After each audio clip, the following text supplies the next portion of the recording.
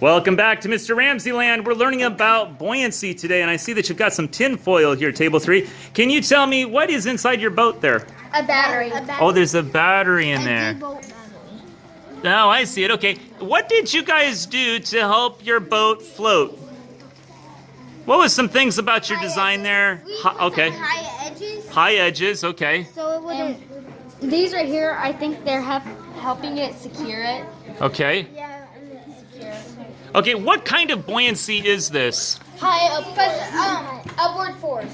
Buoyancy is an upward force. Is this positive buoyancy, neutral, or negative buoyancy? Positive. Positive, because it's floating. Good job, table 3. And we're back with table 3, and now they're floating 2 batteries. Wow, and Jerome, what did you do to float 2 batteries? Well, we made these edges higher, so I could kind of pull them up a little bit. Really high edges.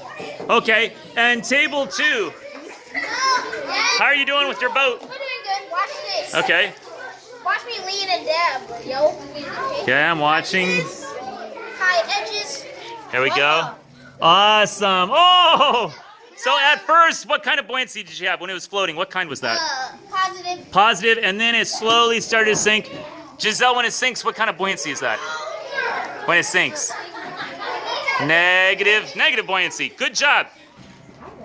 Okay, table 6, it looks like you've got one of your batteries floating there. Can I peek inside? Yes. Sure enough. Now, how did you guys get your boat to float that battery? How'd you do it? High edges and round bottom. High edges and a round bottom. And when it's floating, Rachel, is that positive buoyancy or negative buoyancy? Positive. Positive buoyancy. And Hannah, can you tell me, what does buoyancy mean? What does that mean? Buoyancy means higher level. What kind of force is buoyancy? Upward. It's an upward force, isn't it? Yes. Good job. We're with table 1, and it looks like you've designed a boat here. Can you tell me, what are you trying to float in your boat?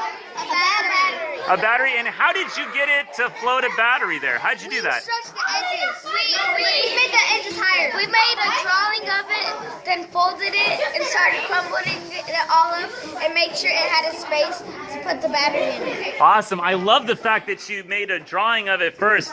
And I can see that right over here, Dora. You did your drawing, and you designed it, and you tested it, and you got it to float. Is this positive or negative buoyancy if it's floating? Positive.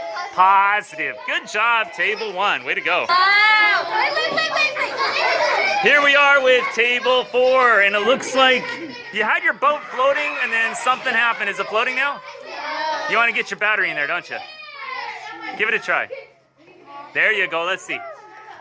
Very good. You got it floating. What did you do to make your battery float?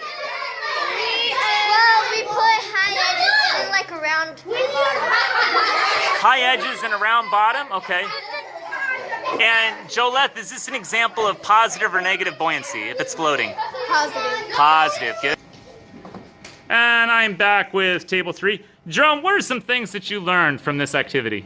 I learned that when you have more water in the boat, the mass in the boat, it will go down because you have more mass in it.